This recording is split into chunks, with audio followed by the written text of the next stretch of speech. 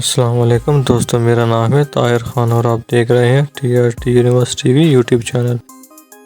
Numbers ہماری روزمرہ کی زندگی میں کافی اہمیت رکھتی ہے اور آپ سب جانتے ہیں کہ ہم نمبرز بنانے کے لیے 0 سے 9 کے درمیان آنے والے نمبرز کا استعمال کرتے ہیں، لیکن اگر میں آپ کو بتاؤں کہ ان نمبروں میں سے ایک نمبر بہت خاص ہے، اس نمبر کی ظاہری شکل بہت خاص ہے اور ہم سمجھتے ہیں کہ یہ ایک راز ہے۔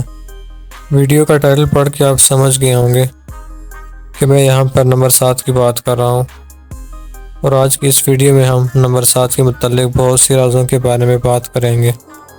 ویڈیو شروع کرنے سے پہلے آپ کو بتاتا چلوں، ایک ویڈیو بناتے وقت کافی محنت درکار ہوتی ہے۔ ہماری حوصلہ افزائی کے لیے آپ سے درخواست ہے کہ اس ویڈیو کو لائک کریں اور شیئر کریں۔ کیا آپ کے ذہن میں کبھی یہ بات آئی ہے کہ اللہ نے قرآن میں 7 آسمانوں اور 7 زمینوں کا ذکر کیوں فرمایا ہے؟ کیا آپ نے کبھی سوچا ہے کہ پل صراط کے 7 منزلیں کیوں ہیں؟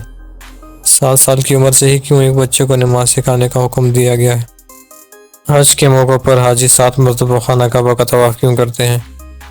شیطان کو 7 کنگریاں کیوں ماری جاتی ہیں؟ جہنم کے 7 دروازے ہی کیوں ہیں؟ 7 کا یہ حصہ اسلام میں اتنی اہمیت کا حامل کیوں ہے؟ ناظرین کرام، قرآن کی آیات میں حیرت انگیز عددی ترتیب ایسے کمال طریقے سے موجود ہیں جو یہ ثابت کرتی ہے کہ اس کائنات کو بنانے والا اور قرآن کو نازل کرنے والا ذات ایک اللہ ہی ہے۔ علم نجوم کا کہنا ہے کہ ہماری نظام شمسی میں 7 طبعی سیارے ہیں جو انسانی زندگی پر اثر انداز ہوتے ہیں۔ مصری تہذیب میں بھی 7 فرشتوں کے بارے میں بتایا گیا ہے۔ اب اگر ہم جدید سائنس اور معاشیات پر توجہ دیں تو ہم سمجھ سکتے ہیں ہماری جلد کی مجموعی طور پر 7 تہیں ہوتی ہیں، جن میں 2 بیرونی اور 5 اندرونی شامل ہیں۔ سائنسدانوں کے مطابق انسان 7 سال کے بعد حیاتیاتی تبدیلیوں سے گزرتا ہے۔ 1956 میں ہارورڈ یونیورسٹی کے جارج ملر نے انسانی نفسیات سے متعلق ایک مکالمہ لکھا جس کا مقصد یہ تھا کہ ایک عام انسان اپنی مختصر مدت کی یادداشت میں صرف 7 چیزیں یاد رکھ سکتا ہے۔ یہی وجہ ہے کہ پرانے زمانے میں لوگ 7 یا اس سے کم ہندسوں کے موبائل فون رکھتے تھے تاکہ لوگ نمبر یاد رکھ سکیں۔ بخاری شریف کی ایک حدیث میں آپ صلی اللہ علیہ وسلم نے ارشاد فرمایا کہ جس نے صبح سویرے اجوق کے 7 کھجور کھائیں تو شام تک کوئی زہر یا جادو ٹونا اس کا نقصان نہیں پہنچا سکتا۔ اسی طرح قوم عاد کی طرف جو ہوا بھیجی گئی تھی وہ 7 دن تک وہیں چلتی رہی جس نے قوم عاد کا نام و نشان مٹا دیا تھا۔ نمبر 7 قرآن میں 28 مرتبہ آیا ہے جو کہ نمبر 7 کی ٹیبل میں بھی آتا ہے۔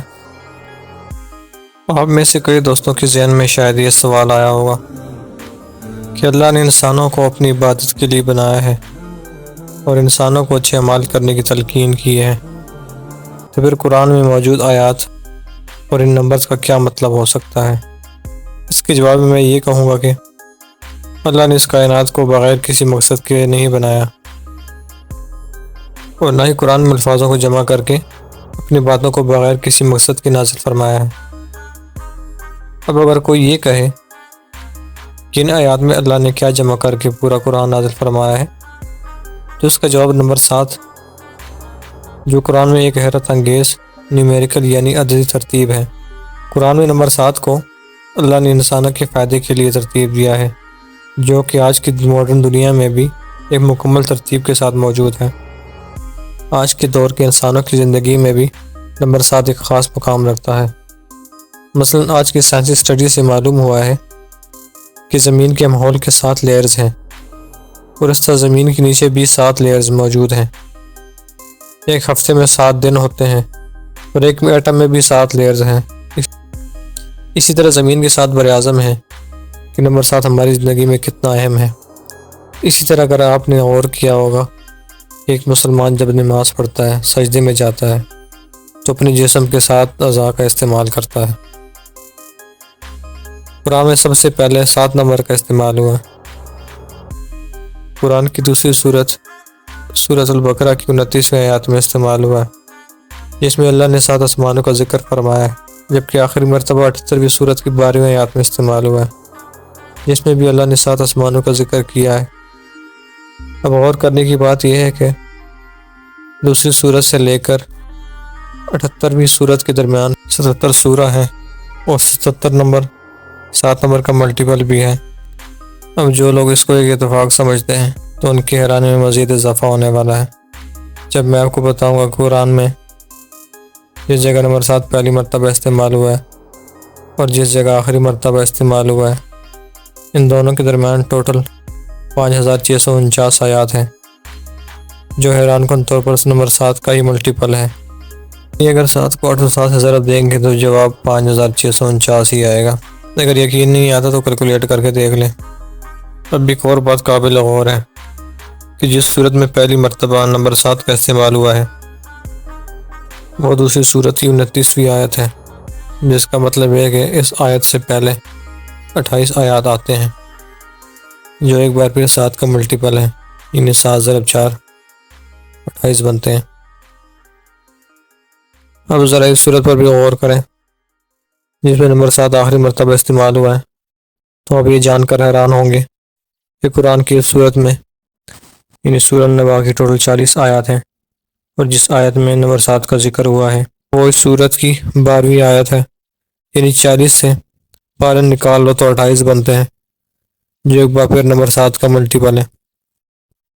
ایک انسان جتنا مرضی قابل بن جائے وہ اس ترتیب کبھی بھی نہیں دے سکتا، لیکن سب سے اہم سوال یہ ہے کہ نمبرز کے ان ترتیب کا مطلب کیا ہے۔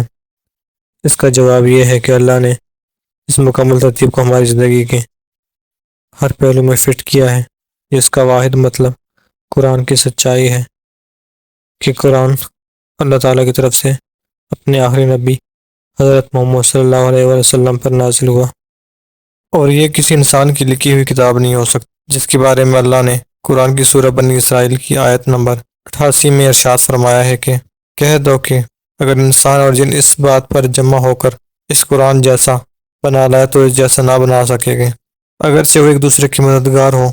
اب ہمارے معاشرے میں کئی لوگ ایسے ہیں جو نمبرز کو خوش قسمتی کی علامت سمجھتے ہیں۔ یہ ٹاپک ایسا ہے جس پہ مزید بھی بات ہو سکتی ہے، اس کے لیے کوشش کریں گے جو پوائنٹ رہ گئے اس کو نیکسٹ ویڈیو میں کور کریں۔ ویڈیو ختم کرنے سے پہلے آپ سے گزارش ہے اگر آپ کو ویڈیو پسند آئی تو اس ویڈیو کو لائک کریں، اپنے دوستوں کے ساتھ شیئر کریں۔ میں ملوں گا آپ کے ساتھ ایک نئے انٹرسٹنگ ویڈیو میں، تب تک کے لیے اللہ حافظ۔